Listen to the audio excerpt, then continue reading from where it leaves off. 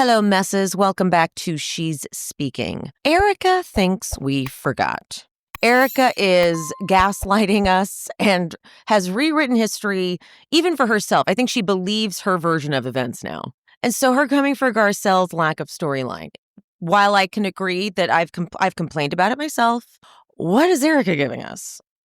And she didn't want to be all open and honest about what was going on with Tom. Okay, she lied. She actually lied from the second we met her. Because when we met her, she had this great marriage and Tom was this sexy older man. And then when she left Tom, she pretended it was because he was just not very nice to her. And it was like, okay, so you've been lying this whole time then to protect him, right? Because you told us he was great.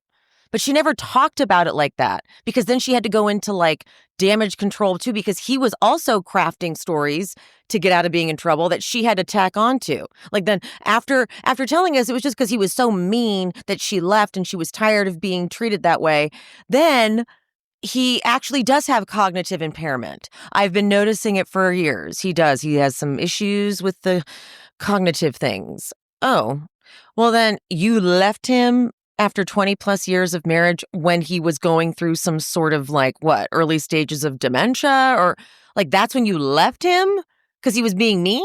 I'm confused. It's because she's never been honest about anything going on in her life, but because her fans and her supporters have been pushing this narrative so much that she gives so much to the show and Garcelle and Sutton give nothing. So she's even believed it. But Erika, for her first however many seasons until she left Tom, was just, pretending and lying. And ever since then, we've never gotten a whole straightforward answer. And here's why I also think that she's definitely believing her version of things, because she's still mad at Sutton for asking questions during that time.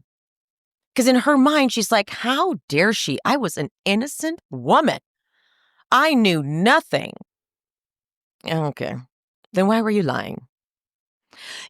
Okay, so that's what we're going to be getting into today. We're going to be recapping the latest episode of The Real Housewives of Beverly Hills. But before I get into it, make sure you are subscribed, like this video, leave a little comment, and now let's do it.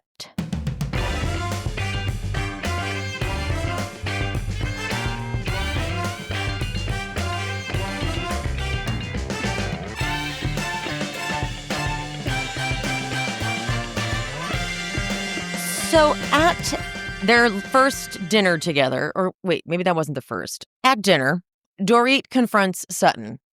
And Sutton does not initially seem like someone who was waiting for an opportunity to apologize for the wallet comment, which is what Jennifer Tilly says in the after show. Jennifer Tilly was riding hard for Sutton in the after show.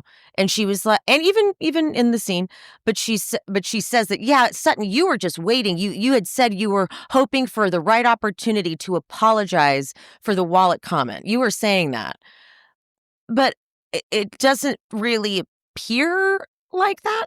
Okay, I know that Dorit's the one who brings it up, so maybe Sutton goes on the defense, but Dorit starts and she says, you've been mean-spirited to me. And Sutton is like, I think we've all had times where we failed each other, so I'm not going to let you put this all on me.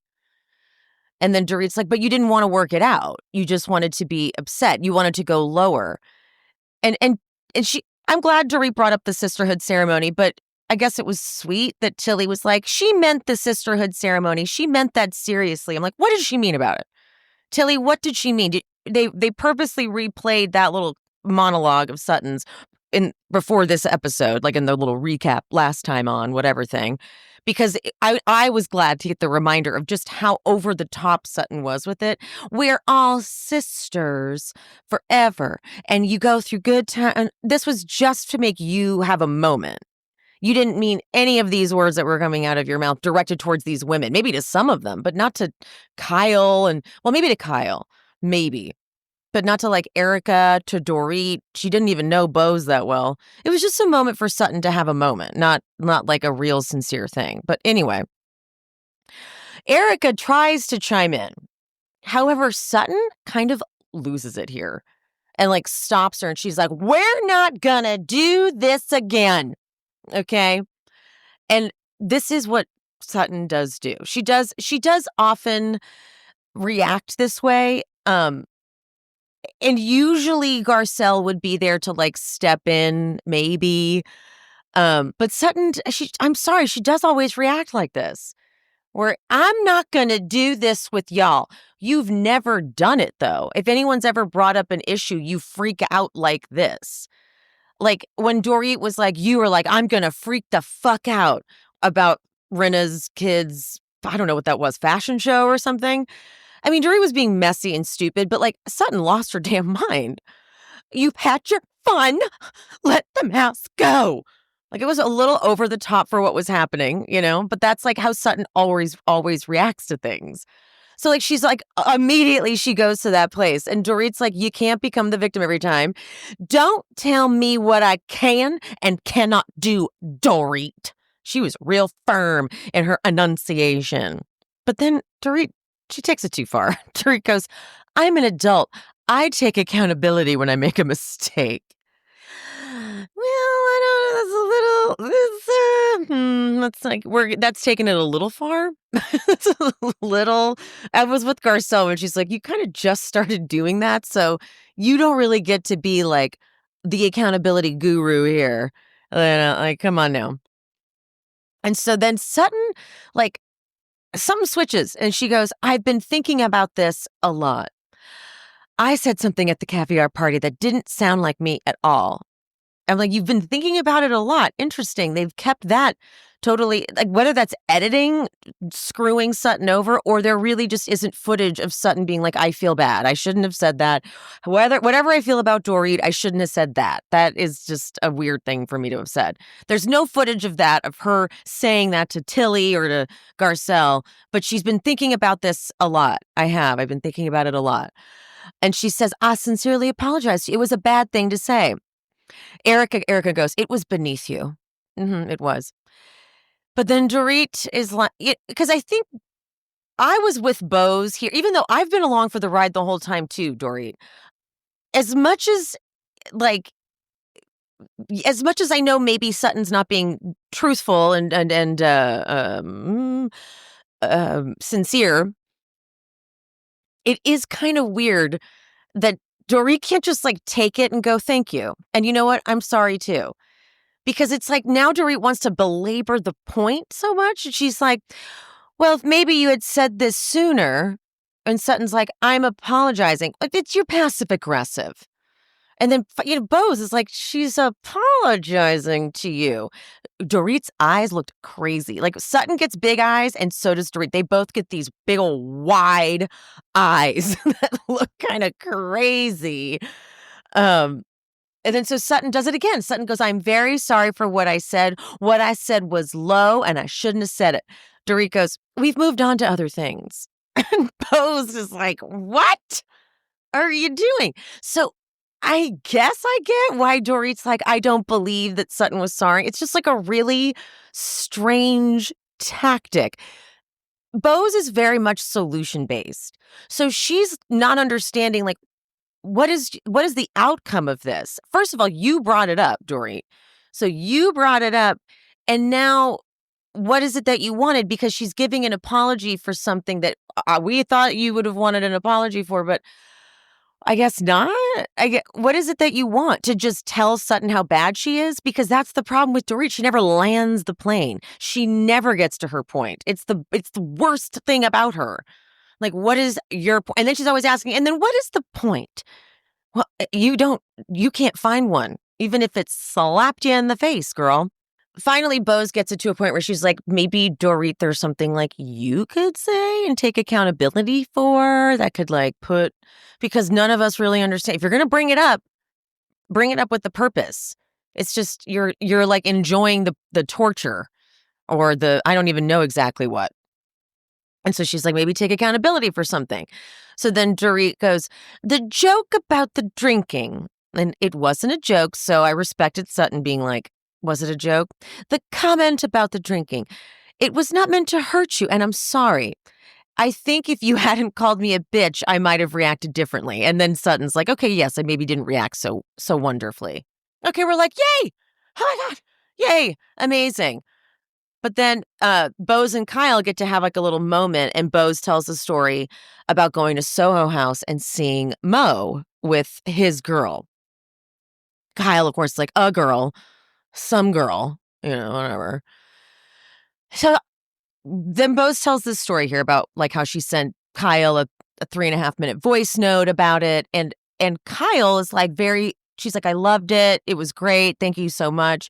In the after show, though, Sutton is ridiculous about this part. Sutton and Tilly turn this into something bad that Bose did. Sutton is like, talk about weaponizing. I was on the because she can't wait. It's like the fact that Bose said weaponizing to her and used it correctly. Sutton's like, oh, I'm going to get her back. She goes, I was on the phone with Kyle when she got that text, and Kyle was really hurt. They cut over to Kyle in her after show. Oh, I was happy that Bose reached out and told me that. Like, what a girl's girl, right? And she knew what I wanted. I wanted every detail. Don't leave out a single thing. She knew. Sutton, how do you feel about that now, huh? How do you feel about that? Okay. So, yeah, it was interesting how much they tried to, both Tilly, they were like, I would never say something like that. And Garcelle, actually, now that I think about it. Like, who wants those details? You don't want to hear those details. And, well, the only person that really it matters to is Kyle, and she appreciated it. So, interesting. It's interesting. But the whole point is that Bose is trying to have, like, an amazing moment where she's like, now that I know what you need, I'll be there for you. And then Garcelle, here's what I think happened here with Garcelle. I think Garcelle kind of gave up the game that both her and Sutton have been playing, which is we will bring shit up in the moment not against these women, but, questions. We will not antagonize, but I guess that's sort of what they're doing. But we will not let a group situation go by without saying the thing that either the audience wants to hear or that they do personally want to know. So when Garcelle chooses this moment, which was very kumbaya, to be like, well, we all want to be there for you, but we tiptoe around Morgan. And then she expects Sutton to be there for her, but Sutton's like, oh shit, I don't think I told you, but I'm done doing that game because I'm trying to get in with this friend. And this really shocks me that Sutton has wanted so badly to be friends with these women, with Kyle and Dorit and Erika. I think she wants to be friends with all of them. Obviously, Kyle is the number one. But it's just so confusing that all this time I just thought Sutton was this like kooky lady just doing her thing, and if she's friends with these women or not, she doesn't care. She doesn't need to be friends with them because she's going to be calling them out no matter what. Only to find out that she actually has wanted to be their friend, but they didn't want to be her friend. And that's why she was like, on the outs with them and like coming for them. But now that she thinks that she can get closer to Kyle, she's like ditching Garcelle because like, well, no, we're done doing that because that was only serving me when they weren't my friend. But now I think I can actually be their friend. And so I'm just going to like leave Garcelle out there. So it was, to me, it like showed that this really was a thing that Garcelle and Sutton did very consciously to like be, when the cameras go up, we will say the things. We will bring up the stuff that they don't want to talk about. But now that Sutton is like trying to be friends with Kyle, she's going to play that game. She's going to play that desperate game. And in the after show, Sutton and Garcelle get into it over this. And Sutton is really disappointing. And then it made me think, you know what I could totally be down for? A season where Sutton and Garcelle are not getting along. Is that fucked up of me? But I'm like, yeah, I could be into that. Interesting. Because Garcelle has always been herself. I think Garcelle has been showing up the way she wants to show up. And she likes Sutton. She thinks Sutton is funny and all that. That's a genuine friendship for her. But she didn't have this ulterior motive where she wanted to be their friend. Because no one would act like that if that's what they wanted. I hate it. I hate saying I agree with Erika, but yes, it is true. Like, Garcelle isn't bringing a whole lot of personal stuff, but I don't think it's because she's hiding anything. I think it's because she just doesn't really have anything.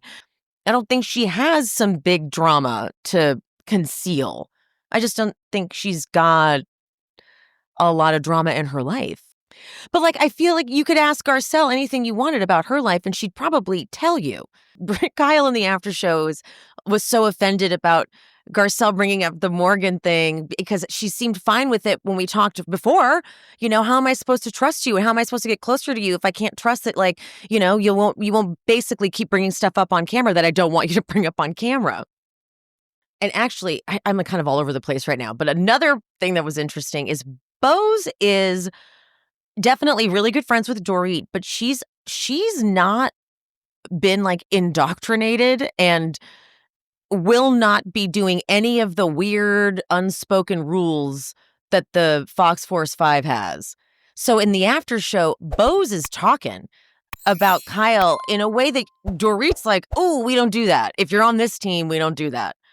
But Bose is like, "I'm not about to not do, like, this is just what's happening." So Bose is like, Kyle is not being honest about everything that's going on in her relationship. And Dorit's like, with Mo? Sure, with Mo. But then Bose says, if there are others in the group who believe that there's more going on, how are they to be good friends to her if they can't speak about those things that are really going on in her life?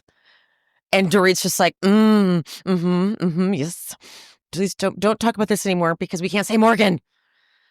So Bose is an interesting person to throw into this mix because she's like, I'm here, I'm observing as it's being presented to me, and that's something I'm going to talk about because that's a fact. And that's Garcelle's point. Garcelle is like, if Kyle maybe pulled me aside and meaning like off camera and explained why she didn't want to talk about it, then I wouldn't bring it up again. But it's like, it just never gets discussed. And of course, Erika in the after show is very much like, listen, I'm on a need to know basis. I'm her friend, but like, if she doesn't want to tell me, I don't have to know. I'm like, of course you say that because you don't want anyone else asking you questions. But Sutton, with regard to like why she didn't like step in there. So first, this is what Garcelle says in the after show. She goes, I wish you had said some things so that I'm not the only one asking all the questions. And Sutton, lots of stammering. I will always speak up for myself. It had been a very long day. I had just dealt with that person, Dorit. I was tired. I may have zoned out, and I'm sorry that you feel that way. I really am. But you're talking about the picture in a magazine, right? Oh, you're going to play dumb now. Okay, you're going to play dumb. Got it. And you weren't zoned out because you actually said something to Kyle. You spoke to Kyle and saying, I hope you have a great story to tell. I hope you got a great story. Because Kyle's thing at the table was, there's nothing to tell. There's nothing. There's no story, nothing. But then Garcelle, in the after show, Garcelle's like, just, the scenario, the narrative of is she or is she not? And I guess she doesn't have to tell me if she is or isn't, but can we not talk about it? But I'm like, that's weird. Like you're telling her she doesn't have to tell you, but then you're like, can't we talk about it? And like, that's the same thing. However, this is Garcelle's point is we're supposed to act like we don't see it and we're not dumb. The audience isn't dumb. It's like, it's a weird thing just to pretend we don't see. But then Sutton goes, I wasn't understanding. I was dealing with Dorit, which is a lot. Okay. A lot. And I'm just like, just leave Kyle alone. Ooh.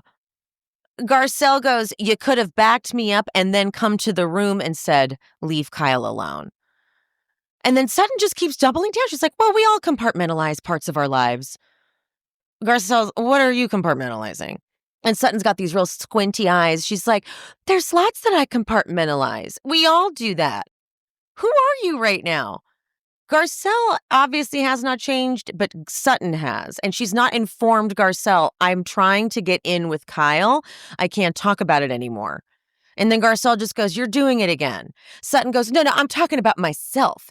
And, just because we're on a reality show doesn't mean we have to expose our toe fungus. Excuse me? What are you talking? You have been hounding these women to be open and honest, and now, we're on a reality show? Whoa, dude. Whoa. And then Sutton has to like pretend that suddenly she understands because Garcelle's like, I just think if the roles were reversed, they wouldn't be okay with it. And then Sutton's like, wow, you make a great point.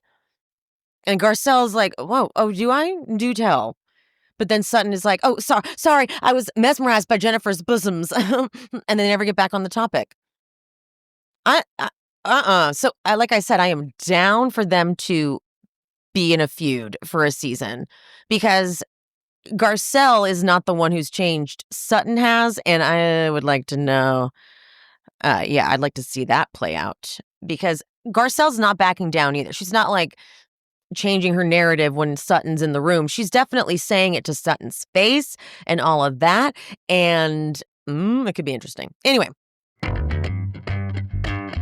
If you also suffer from your feet always hurting no matter what shoe you put on, no matter what insert you've tried, then I highly recommend Vionic shoes. I was on a Believer, but they sponsored the pod, so they sent me 2 shoes. I got the Uptown Willa and the Uptown Loafer. I've never put a more comfortable shoe on my foot. The leather is so soft. The thing about the Vionic shoes, though, is the biomotion technology. They have made it their mission to engineer shoes that strengthen your natural movement while also aligning and balancing you. Feet first. I wish I had known about these shoes when I was still managing restaurants because my feet, I swear, would not be so messed up. And the shoes are chic, okay? I love a sneaker, and the Uptown Loafer is part loafer, part sneaker, and the Uptown Willa is part sneaker, part moccasin. Very streamlined. Okay, go to vionicshoes.com. Use code SHESPEAKS at checkout, and you get 15% off your entire order when you log into your account. One-time use only. So use code SHESPEAKS at checkout for 15% off your entire order at www.vionicshoes.com when you log into your account. One-time use only. Vionic Shoes, wearable well-being for your feet. When we first worked on merch for this show, we worked with a company that did everything. They designed the merch and they also created a storefront. Well, when we got the storefront mock-up, we looked at each other and said, this isn't it. There was nothing customized with the storefront. It just looked like a typical template landing page. So I suggested we go with Shopify. I had used Shopify when I was trying to be a drop shipper back in 2020, and I remembered how easy it was to play with the templates Shopify has built in. And honestly, when you think about businesses that are selling through the roof like Skims or Allbirds, yes, they have a great product and a cool brand, but an often overlooked secret is the business behind the business that makes the selling and the shopping and the buying more simple, and that's Shopify. Shopify is home of the #1 checkout on the planet. Shop Pay boosts conversions up to 50%, so way less carts go abandoned and way more sales going up. Upgrade your business and get the same checkout we use with Shopify. Sign up for your $1 per month trial period at shopify.com/shespeaks, all lowercase. Go to shopify.com/shespeaks to upgrade your selling today. Shopify.com/shespeaks. After the dinner, back in the villas, Erika and Bose have they're trying to take their updos down. Bose is like, I'm just going to do it tomorrow. But Erika is pulling out weaves, and Bose is once again like, why are these white women taking out their tracks in front of me? What is happening? It's so funny how like traumatized she is by this. First Kathy, now Erika. Okay, so Dorit tries to explain why she didn't accept Sutton's apology, but Bose is like still busting her. She's like, acknowledge the apology. Dorit goes, I did. Bose goes, no, you did not, Dorit. Okay, you just didn't. But the Dorit's like, I need action to believe Sutton. And Bose is still like, no, girl, because you're not offering a solution. Don't bring it up at all if you don't want her to respond with an apology and then accept it. Just, I don't know, if you just need to see action, then don't talk about it and just view her actions.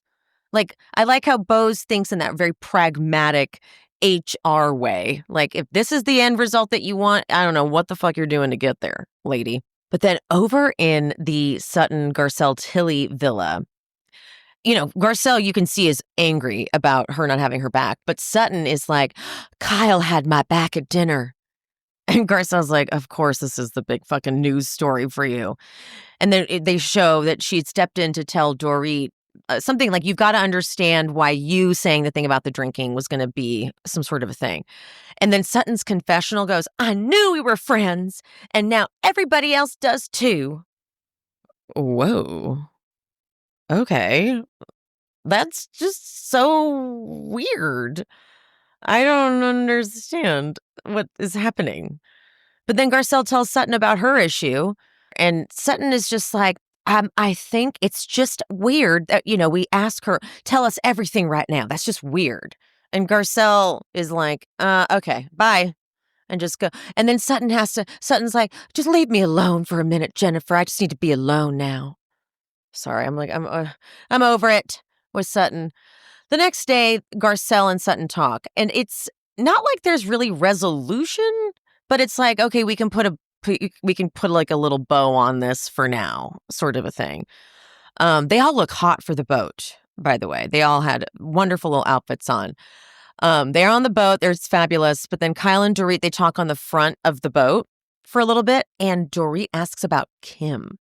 And it is because Kyle clearly, now another thing Kyle won't talk about, she just goes, yeah, I don't talk to her much.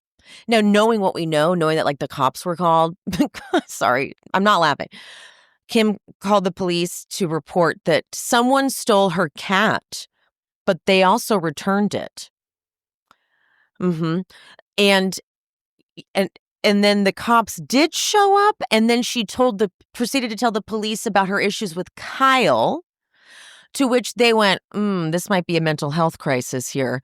And then the mental health person came in and was like, no, she's fine. She's just talking about, I don't know, she's fine. She doesn't need to be like, admitted or committed or whatever. And so that's where Kim is at right now. Kim is in that place. And Kyle is like, not talking about that. Not even going to go there. Neither is Kathy. Kathy, they might have tried to ask Kathy about Kim, but she was like, nope. Because Kathy will not. But both Kathy and Kyle are not talking to Kim right now in the hopes of Kim bottoming out and finally getting help, because she has still been drinking and nothing's working. Not getting through to her. But now, though, back inside the boat, Sutton tells the rest of the group, because Dorit is not there, how much she meant her apology. And honestly, that was weird. Because that made me go, oh, I don't think you did then. And also, I attempted to talk about this on social media, but I guess I don't think I put the post together well, because I got a lot of people confused. I know that they're filmed out of sequence to what we've seen, but I was just surprised because the way Sutton was talking, like, I don't regret it and I won't regret it. It seemed like someone who was never sorry. Because when I'm sorry, I mean it forever. Like, I'm sorry. And even if we continue fighting, I'm still sorry for that thing, because that thing I did, it was not okay.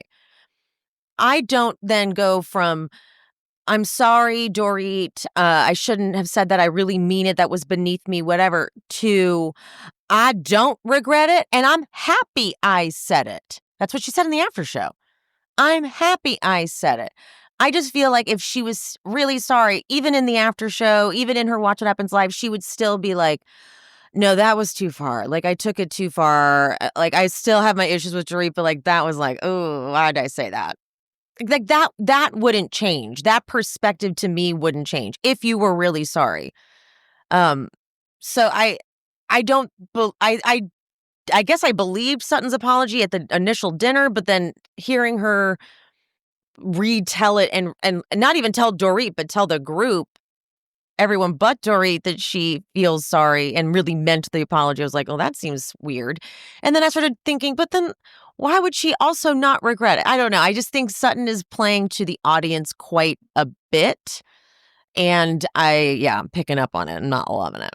But then Erika, this is what I'm saying. Erika believes the story that she has rewritten. She believes that version, because the way she still like comes for Sutton and is like, you take advantage of, or you hurt women at their lowest point or whatever, me. And then whenever they show an example, it's just Sutton asking a question. It's just trying to get clarity. And if you weren't hiding something, then it wouldn't be necessarily like the worst thing ever. But in Erica's head, she's rewritten is that she's like, I'm the victim. I was wronged. I was the total innocent one in all of this. And how dare Sutton even question that? And because she questioned that, she is the bad guy. But really, the world was wondering those things. We were all confused, and we all appreciated Sutton asking, because it's like, well, no, that is kind of weird, right? No, okay, oh, sorry. And Erika would just be yelling at people all the time. But now that Erika is like 2 seasons into acting like nothing like that never happened, and that she's just a survivor and she's making it on her own and whatever. Yeah, like now she's going to get mad at Sutton for that, as if it even equates to the Kyle and Dorit of it all. It just doesn't equate. I will give the Kyle and Dorit examples, because last season it did feel strange, especially knowing that Sutton wants to be friends with Kyle. It's like, you were doing that, thinking you wanted to be friends with, because she wasn't even just questioning her. She was like kind of mean. Like she was like, sure, that's fine. Whatever, Kyle. And then you've already lost 2 sisters. You want to lose a third? Like shit like that. Like she was saying some not so great stuff. But I'm looking at it going, oh, I think Sutton was doing that thing. She views herself as the underdog and like the outcast who's getting picked on. So she's picking on the mean girls. But because she's the one who's the underdog, it's not picking on because they don't like me anyway. But really, she like wants to be their friend.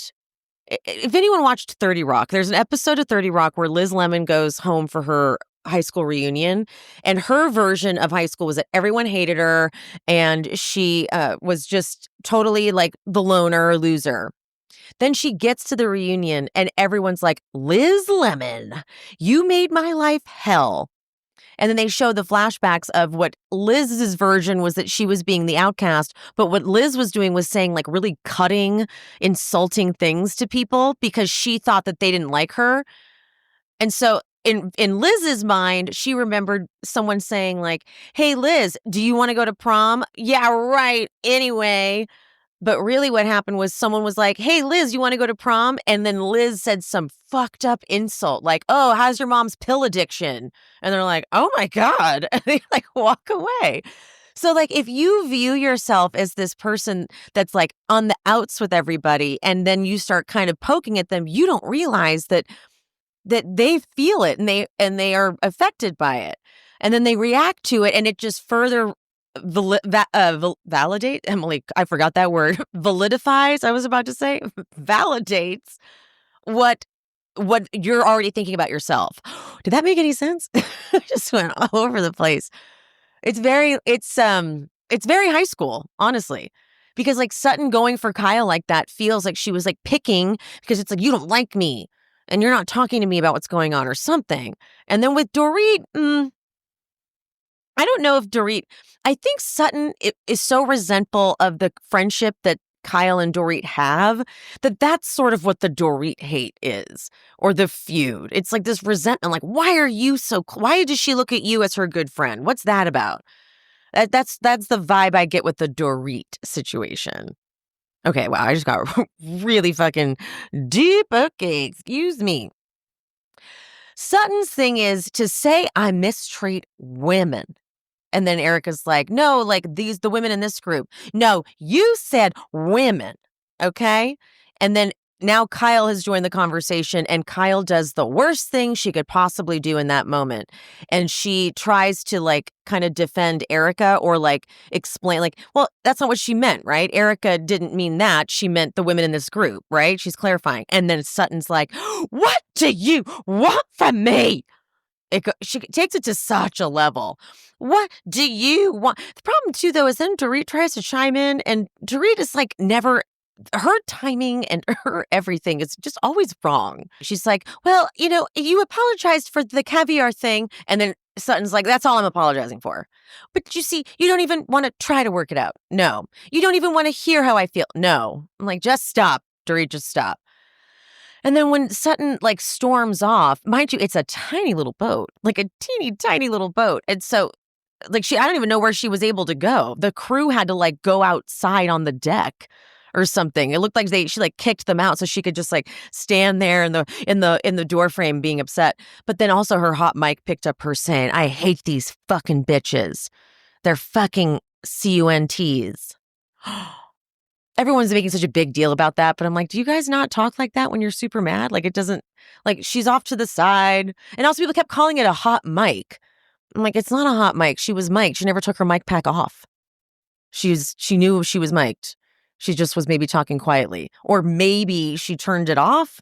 But anyway, I think she was in the heat of it, and I'm not even this big a fan of Sutton, but I'm not like, oh, I can't believe that. I'm like, she was mad. I mean, irrationally mad. And this is the thing too. Sutton could like communicate, I guess, with Erika and like could have had a back and forth. But I guess when Dorit and Kyle joined the conversation, like Dorit kind of steered it away, and then Sutton felt like a little more defensive, maybe. So, but yeah, trying to storm off on a boat is literally impossible. They were like right there. She's like, "I'm going to go over here, literally 2 feet away. Don't talk to me." Anyway, here's what's so annoying for this cast is none of them, like the long-standing ones, are really one to like criticize anybody for anything that they're criticizing them for. But then the way Sutton is dealing with the Garcelle thing and like her friendship with Garcelle and how she's that, I'm like, oh no, we can talk about that for sure, because I am here for the way Garcelle is going to correctly articulate exactly what the issue is, and it will leave Sutton like doing what she's already doing, like, interesting point. Like, you can't have both right now, Sutton. You can't like not talk to Garcelle about what you want to do, which is clearly you want to be friends with Kyle and therefore want to stop the game you guys have been playing with these women, which is a fair game to play because these women are like, they do feel like mean girls in a way. They do feel cliquey. And it's probably just a sense of being guarded. But like Kyle, for example, at BravoCon she just wanted nothing to do with anyone. You could feel her. Anytime I happened to see her walking by, it was just like, and it just feels like fear and boundaries and like, protection sort of a thing. But it also feels on the outside like cold, And so it was like Garcelle and Sutton like not willing to play the mean girl game. And we were down with that. But it turns out Sutton would have been playing the mean girl game if they had invited her in. And Garcelle never would have, You know what I'm saying? So this is interesting to see this chasm. What word am I trying to say? Guys, I am not... Some of my Patreon people know what's going on with me. My brain, I am definitely going through a little something. My mind is not totally with it. I'm adjusting some medication. That's all I'll say. And so words are missing me. This was the best I could do. This has taken me so long to record. You'll probably only get like maybe a 30-minute episode, but I'm currently at an hour and 15 of sitting here trying to make sense. So we'll see how this comes out. On that note, I'm going to go so that I can get myself together, get this edited, get this out to you. I love you guys so much. Oh, the wrap up, it's back this Sunday. Kendrick and I will be on YouTube live, 10 a.m. PT. And we got lots to discuss. We will finally be talking about Real Housewives of Atlanta. People have been asking. Of course, we're covering Atlanta. We always cover Atlanta. So that will be discussed on Sunday, as well as White Lotus. White Lotus has been so good. Okay. Anyway, love you guys so much. Mean it. See you soon. Bye. Thanks for tuning in to She's Speaking with Emily Hanks. This show is produced, hosted, and edited by me, Emily, and brought to you in partnership with Cloud 10 Media. If you are looking for bonus content, check out the Patreon. The link is in the description. To show some support, you can hit that subscribe button and turn on notifications so you never miss an episode. Another free way to support the pod, please rate and/or review on whatever platform you listen. It's free, and it helps the algorithm or something. You could also head to buymeacoffee.com/shespeaks and buy me a coffee or two. Make sure you're following me on all social medias. I am She's Speaking with Emily Hanks across all platforms: Threads, TikTok, Instagram, Facebook. That's it.